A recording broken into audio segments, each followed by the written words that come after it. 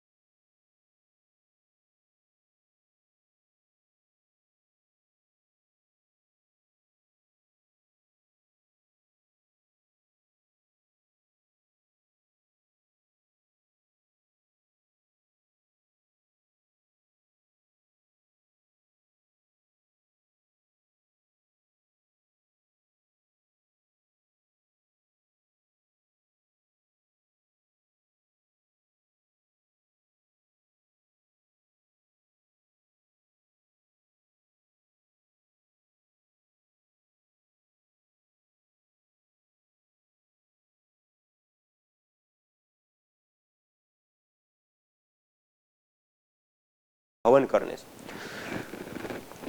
अब मैं कुछ महत्वपूर्ण जो बातें कल आपके सामने रख रहा था, अधूरी हमने बात छोड़ी थी कल, कि कोई भी चीज को जब हम यज्ञाग्नि के अंदर डालते हैं तो वह नष्ट नहीं, अर्थात उसका सर्वथा अभाव नहीं, अपितु तो क्या होती है, वो रूपांतरित होती है। जब वो रूपांतरित होती है तो तीन रूपों में आती है, ठोस, द्रव और गैस रूप में। ठोस रूप में जब वो रूपांतरित होती है तो तीन रूपों में आती हैं, पार्टिकल के रूप में, गैस के रूप में और ऊर्जा के रूप में। उसमें कल हमने चर्चा की थी, गैस के रूप में जब वो आती हैं तो उसके तीन महत्वपूर्ण और विशेष लाभ होते हैं। एक, पोल्यूशन को ठीक करना, दूसरा बैक्टीरिया, वायरस, फंगस आदि माइक्रोबायोलॉजिकल प्रदूषण को ठीक करना, और तीसरा वो कंपोनेंट्स जो हम चिकित्सा के लिए प्रयोग करते हैं वो गैस फॉर्म के अंदर इसमें होते हैं और वो हमारी चिकित्सा करते हैं। ये तीन महत्वपूर्ण हमने लाभ देखे थे। आज आपके सामने दूसरा पॉइंट जो है कि जो भी चीज जलती है तो उससे पार्टिकल बनते हैं, और जो पार्टिकल बनते हैं उसके भी तीन और महत्वपूर्ण लाभ होते हैं। पहला, जो पार्टिकल बनते हैं वह पार्टिकल कुछ उड़नशील तेल, एरोमेटिक्स ऑयल्स से युक्त होते हैं, और वह पार्टिकल जब हमारी नासिका के माध्यम से, एक पार्टिकल होते हैं बड़े पार्टिकल, एक होते हैं नैनो पार्टिकल। इसमें इतने सूक्ष्म पार्टिकल होते हैं जो 2.5 से भी कम मात्रा में छोटे, तो वो हमारे ब्लड के अंदर भी घुल जाते हैं, और वो जब हम श्वास प्रश्वास की क्रिया करते हैं तो हमारे शरीर के अंदर जाते हैं, हमें चिकित्सा करने का कार्य करते हैं। ये पार्टिकल के माध्यम से भी चिकित्सा होती है। दूसरा, इस पार्टिकल का लाभ होता है कि जिस वायु के समुद्र के अंदर हम श्वास ले रहे हैं, उस वायु के समुद्र के अंदर दो प्रकार के कण पाए जाते हैं। एक होता है धन आवेशित धनायन कण, और दूसरा होता है ऋण आवेशित ऋणायन कण। ये जो दोनों कण है उसका भी अपना अपना एक विशेष और महत्वपूर्ण लाभ होता है। पहला, जो धन आवेशित कण होते हैं वह कण पाए जाते हैं जहां पर भीड़ भाड़ वाला इलाका हो, शहरीकरण हो, औद्योगिकीकरण हो। ऐसे स्थानों पर जो वायुमंडल है उसके अंदर धन आवेशित कणों की प्राधान्यता, प्राबल्यता या अधिकता पाई जाती है। और उस वायुमंडल के अंदर जब हम निरंतरता के साथ रहते हैं और श्वास प्रश्वास की क्रियाएं संपन्न करते हैं तो उसके कारण से हमारे शरीर के अंदर ब्लड सीरोटिन की मात्रा बढ़ जाती है। जब हमारे शरीर के अंदर ब्लड सीरोटिन की मात्रा बढ़ जाती है तो हमारी बॉडी एसिडिक हो जाती है, और उसके कारण से अनेक प्रकार के रोग हो जाते हैं। और कई सारे ऐसे रोग होते हैं जो इसके कारण ठीक भी जल्दी से नहीं होते। हम उपचार भी ले रहे, सुविधाएं भी ले, उसके बावजूद भी जल्दी से ठीक नहीं होते। क्यों? ब्लड सीरोटिन बढ़ने के कारण, और उसका कारण धन आवेशित कण। जबकि उससे उल्टा जो ऋण आवेशित कण होते हैं वह सामान्य रूप से, प्राकृतिक रूप से जो पाए जाते हैं, जो घना जंगल, पेड़ पौधे हैं वहां से पाए जाते हैं। जहां पे नदी है, जलाशय है, समुद्र का तट है, नदियों का किनारा है, या फिर जो पहाड़ी क्षेत्र है, ऐसे स्थानों पर विशेष रूप से ऋण आवेशित कणों की प्राबल्यता पाई जाती है, अधिकता पाई जाती है। और उस वायुमंडल में रहने से, श्वास प्रश्वास की क्रिया करने से हमारे शरीर के अंदर ब्लड सीरोटिन की मात्रा कम हो जाती है, घट जाती है, खत्म हो जाती है। जब ब्लड सीरोटिन की मात्रा कम हो जाती है तो उसके कारण से हमारी एसिडिक बॉडी खत्म हो जाती है, और उसके कारण से कोई भी रोग हुआ है तो वो जल्दी से ठीक भी हो जाता है, और पहले से ही हमें ऐसा वायुमंडल मिलता है तो रोग ही नहीं होता है। इसलिए ये जो दोनों प्रकार के कण हैं उसका हमारे शरीर के साथ बहुत बड़ा रोल होता है, और उसमें हमें ऋण आवेशित कणों की बहुत आवश्यकता होती है। और आज शहरीकरण, औद्योगिकरण बहुत बड़ी मात्रा में बढ़ने के कारण आज हम जिस शहर में रहते हैं वहां पे क्या हो गया, धन आवेशित कण बाहुल्यता से बढ़ गए। अब हम वहां रहते हुए भी यदि अपने घर को जंगल जैसे वायुमंडल अर्थात ऋण आवेशित कणों से प्राधान्य वायुमंडल को बनाना चाहते हैं, समुद्र तट पे, नदी के किनारे पे, पहाड़ी क्षेत्र में जैसा वायुमंडल प्राप्त होता है, जैसा वायुमंडल होता है वैसा प्राप्त करना चाहते हैं, तो हम यज्ञ करें। और वर्तमान अनुसंधान डॉक्टर अल्बर्ट कुर्जर, उन्होंने रिसर्च करके, अनुसंधान करके यह प्रूव करके बताया कि जितने कण धन आवेशित की अपेक्षा ऋण आवेशित बढ़े हुए समुद्र तट पे, जंगल पे पाए जाते हैं, उतने ही कण जिस स्थान पर प्रतिदिन यज्ञ होता है, प्रतिदिन हवन होता है, प्रतिदिन अग्निहोत्र होता है, उस स्थान पे बढ़े हुए पाए जाते हैं। अर्थात इस छोटे से यज्ञ को करके, इस छोटे से हवन को करके हम अपने घर के अंदर ऐसे वायुमंडल का निर्माण कर सकते हैं जैसे जंगल का वायुमंडल हो, हम अपने हाथों से कर सकते हैं। ऐसी इस यज्ञ में, इस हवन में, इस अग्निहोत्र में वो ताकत होती है, वो शक्ति होती है। ये धूम्र प्रदूषण नहीं, यह धूम्र एक चिकित्सा है, ये धूम्र के माध्यम से हमारी चिकित्सा होती है। इसलिए यह जो यज्ञ है, यह जो हवन है, अग्निहोत्र है, वो हमें इस वर्तमान के इस पॉल्यूशन वाले युग से हमें बचा सकता है। ये पार्टिकल का दूसरा और महत्वपूर्ण लाभ होता है। और तीसरा, हम जिस घर के अंदर रहते हैं, जिस शहर के अंदर रहते हैं, आज हमारा जीवन जिस प्रकार से चल रहा है, उस जीवन में हमारे घर के अंदर केबल बिछे हुए हैं, दीवारों में बोर्ड्स लगे हुए हैं, एलईडी लाइट्स लगे हुए हैं, लैपटॉप, कंप्यूटर, फ्रिज, टीवी से लेकर ना जाने कितनी सारी चीजें हैं जो इलेक्ट्रॉनिक्स चीजों के साथ साथ आज तो हम कार्बनिक चीजों का भी प्रयोग करने लगे। ये सारी की सारी चीजें रेडिएशन छोड़ती हैं, और आज हम एक रूप से देखें तो रेडिएशन के जाल के बीच में हम जी रहे हैं। और इस रेडिएशन के जाल के बीच में रहने से हमारी मस्तिष्कीय कोशिकाएं डैमेज हो जाती है, स्मृति शक्ति हमारी घटती है। और अनुसंधानों से और रिपोर्टों से यह सिद्ध हुआ है कि यदि ज्यादा मात्रा में रेडिएशन वाले एरिया में रहा जाए तो कैंसर जैसी घातक बीमारियां भी उस रेडिएशन से हो जाती हैं। और सबसे आश्चर्य की और महत्वपूर्ण बात यह है कि वर्तमान कुछ अनुसंधानों से डॉक्टर YK विजय, जयपुर यूनिवर्सिटी राजस्थान, डॉक्टर ममता सक्सेना जी दिल्ली में, सेंट्रल पॉल्यूशन गवर्नमेंट बोर्ड के साथ मिलकर के उन्होंने कार्य किया। इन दोनों लोगों ने ऐसी विलक्षण रिसर्च करके सामने रखी कि यज्ञ को करने से, हवन को करने से जो ये धूम्र निकल रहा है, जो ये पार्टिकल निकल रहा है, ये जब वायुमंडल के अंदर प्रसरित होते हैं, वायुमंडल के अंदर आते हैं, तो जो रेडिएशन का सोर्स है उसको खत्म कर देते हैं, उसको दूर कर देते हैं, उसको अवशोषित कर देते हैं। ये कितनी बड़ी बात है। आज पूरा विश्व जूझ रहा है रेडिएशन के कारण। आज छोटी छोटी चिड़िया, मधुमक्खी, ये सब विलुप्त होती जा रही है। और उसका कारण क्या माना जाता है या क्या बताया जा रहा है? और है वास्तव में रेडिएशन। और इस यज्ञ को करने से और इस औषधीय धूम्र को करने से वो रेडिएशन दूर हो जाता है। ये कितनी बड़ी और विशेष बात है। और वो इस बात को प्रूव नहीं कर पा रहे, अर्थात उनका कहना है कि रेडिएशन तो दूर हुआ, लेकिन उसके दो व्यवहार होते हैं कि जैसे पार्टिकल वायुमंडल के अंदर आए तो वो रेडिएशन का सोर्स जब उसके साथ युक्त होता है तो एक तो ये पार्टिकल मित्रता का व्यवहार करते हैं और एक शत्रुता का, अर्थात उस रेडिएशन को एक तो मित्रता का व्यवहार अर्थात अपने आप में अवशोषित कर लेना, और एक शत्रुता का व्यवहार होता है उसको नष्ट कर देना, दूर कर देना। इस दो में से क्या क्रिया हो रही है वो नहीं सामने आ पा रही है, लेकिन ये सिद्ध हो गया कि यज्ञ करने से जो पार्टिकल वायुमंडल में एरोमेटिक या उड़नशील पार्टिकल जो वायुमंडल के अंदर है, उस पार्टिकल से ऑर्गेनिक वॉलेटाइल से रेडिएशन कम हो जाता है, दूर हो जाता है, खत्म हो जाता है। एक कितनी बड़ी विशेष बात। तो आज हम रेडिएशन युग में भी अपने घर के अंदर यज्ञ करके इसी छोटी सी धूम्र चिकित्सा करके हम रेडिएशन से बच सकते हैं।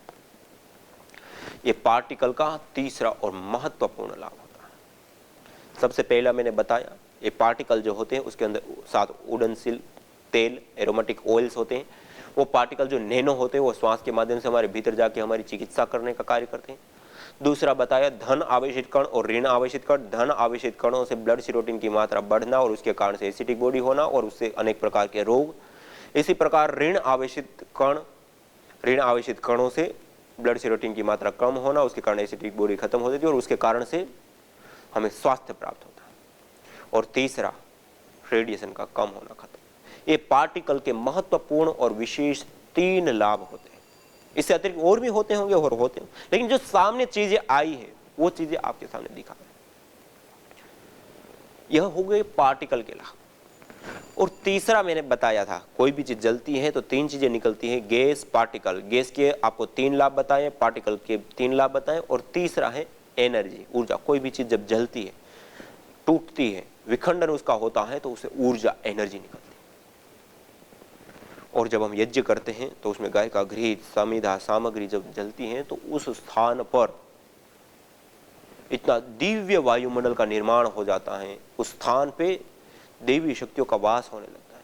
इसलिए तो वेदों में कहा, होत्री सदनम हरितम हिरण्ययम। जिस घर में प्रतिदिन यज्ञ होता है, हवन होता है, अग्निहोत्र होता है, वह घर देवालय ऐसा दिव्य हो जाता है। वहां पे शांति का संचार होने लगता है। वहां एक ऐसे वायुमंडल का निर्माण हो जाता है कि कोई व्यक्ति वहां पे आएगा तो तुरंत शांति को महसूस करेगा, सहजता को महसूस करेगा। आप सब लोगों का अनुभव होगा, कहीं आश्रमों में आप जाते हैं, ऋषि महर्षियों की कुटिया में आप जाते हैं, वो अपने आश्रमों में यज्ञ हर रोज करते हैं, और वहां जाने मात्र से व्यक्ति क्या एक अलग फीलिंग उसको महसूस होती है, एक अलग सा उनको महसूस होता है। क्यों होता है? क्योंकि उस वायुमंडल में, उस स्थान पे प्रतिदिन यज्ञ याग आदि क्रियाएं करते हैं। और इसके कुछ एग्जाम्पल देकर के, मतलब ये तो कुछ चीजें आध्यात्मिक होती है, कुछ अतीन्द्रिय होती है जिसको हम नहीं कह सकते हैं, लेकिन कुछ एग्जाम्पल ऐसे होते हैं, उन एग्जाम्पलों से मैं आपके सामने बातें रखना चाहता हूं या समझाना चाहता हूं। जिस स्थान पर प्रतिदिन यज्ञ होता है, हवन होता है, अग्निहोत्र होता है, उस स्थान की क्या महिमा होती है। एक डॉक्टर तारा सिंह जी मुंबई मीरा रोड पे रहते हैं। पिछले 25 सालों से एक कमरे में, एक स्थान पे 25 सालों से प्रतिदिन सुबह और सायंकाल एक बार भी बिना अपवाद का यज्ञ कर रहे हैं। और उस स्थान पे यज्ञ करते करते उनके वहां पर जो रोगी आते हैं, उन रोगियों को कहते हैं आप यज्ञ कीजिए और यज्ञ में बैठिए। उनको पूरे हॉस्पिटल में एक भी खाने की दवाई नहीं देते किसी को, वही कमरे में बिठाएंगे, वहीं पे रखेंगे और वहीं पे उनका ट्रीटमेंट करेंगे। सैकड़ों ऐसे रोगी हैं जो तड़पते हुए, बिलखते हुए आते हैं और नव जीवन वहां आकर के पा करके जाते हैं। क्यों?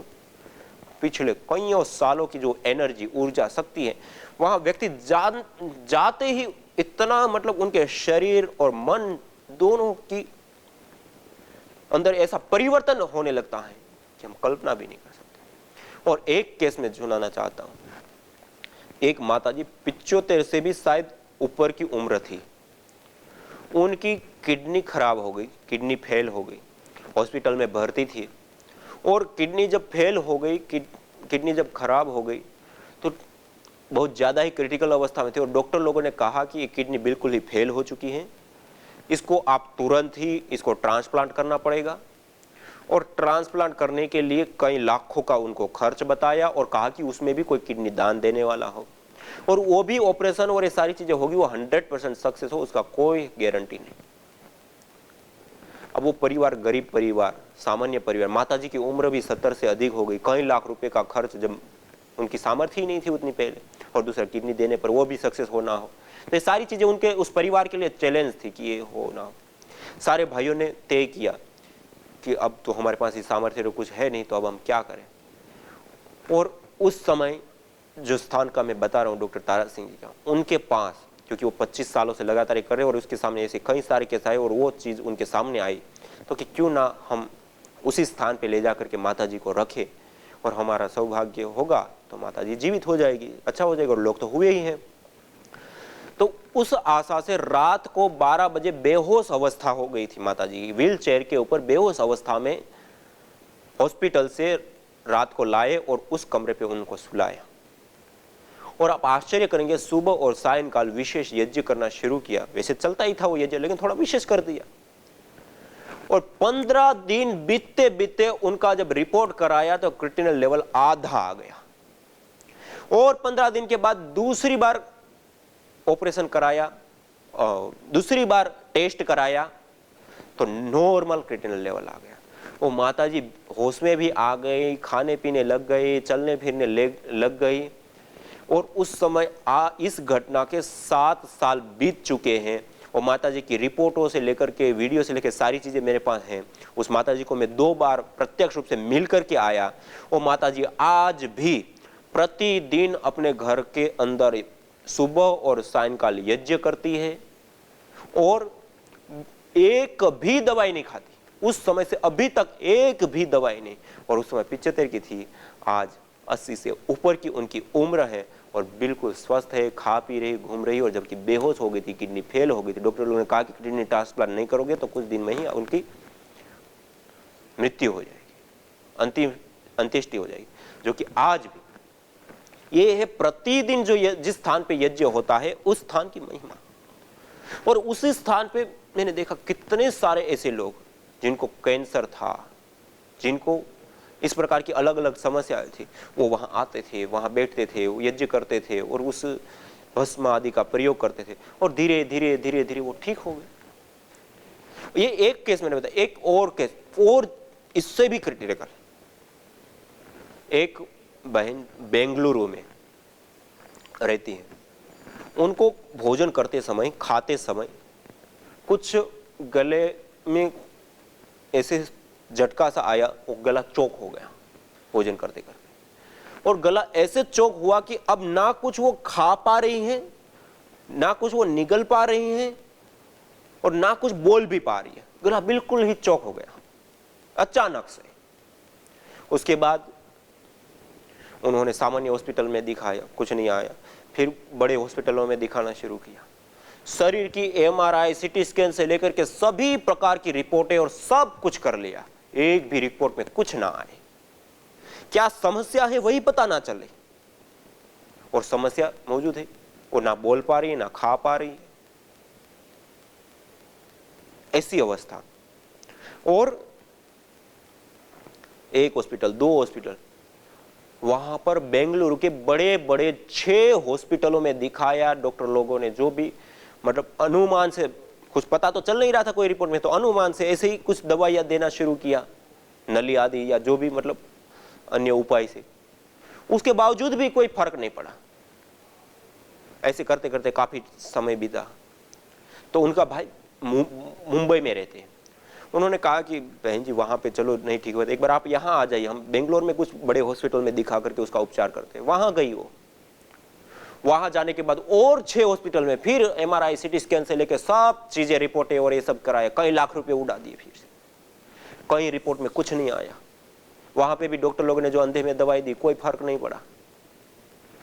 अब वो लाचार हो गए, क्या करें, ना कोई रिपोर्ट में पता चल रहा है, ना दवाई दी जा रही, उससे वो हो रहा है। और उस समय में 1 महीना और 6 या 8 दिन उस बहन के बीत चुके थे इस घटना को, और उनका वजन 12 किलो कम हो गया, सूखने लग गई, क्योंकि ना खाना हो रहा है, ना पीना हो रहा है, और चिंता, और खुद की भी और परिवार भी और चिंतित, क्योंकि ऐसी घटना जब घट जाती है तो परिवार में खूब दुख का एक वातावरण बन जाता है।